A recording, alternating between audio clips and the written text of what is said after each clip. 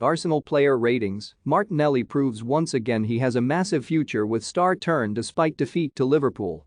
Arsenal turned in a resilient and entertaining display despite falling to a 2-0 defeat against Jurgen Klopp's title-chasing Liverpool. The Gunners dominated the first half and used their width well to create chances.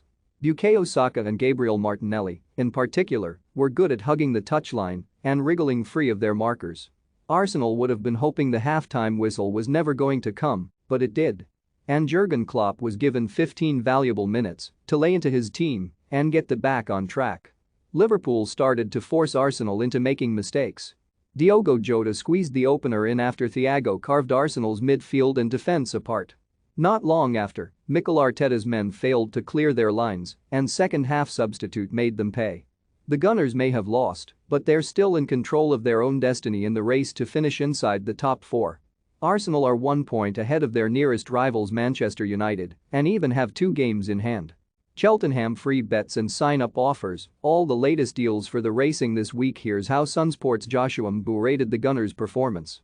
The informed goalkeeper made a good save to deny Virgil van Dijk within the opening minutes, but was beaten at his near post for Diogo Jota's opener in the second half. Could have done better for Liverpool's second too. Had a quiet evening, but never really looked shaky when defending. A leader in the squad who'll be in the running for the captaincy this summer. In the first half, Gabriel did well to keep Sadio Mane as close to him as possible. But in the second half, Gabriel was a part of an Arsenal defense that switched off twice and they were made to pay by a world-class team. Like his centre-back partner, Ben White had a solid first half. But the summer signing struggled in the second half as Liverpool ramped up the pressure. Was immense in the first half. Didn't let Luis Diaz have a sniff of goal, much to Arteta and his teammates' delight. But both of Liverpool's goals came from down his side. Played a key role in nullifying Liverpool's midfield in the first half. But once Thiago stepped up the tempo in the middle of the park, the Swiss international's impact faded. Has come into his own this season and showed glimpses of what he is capable of.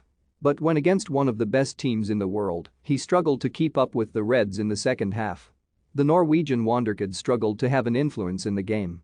He was tightly marked both on and off the ball, making it hard to connect with his fellow attackers. Determined and direct runner, as always.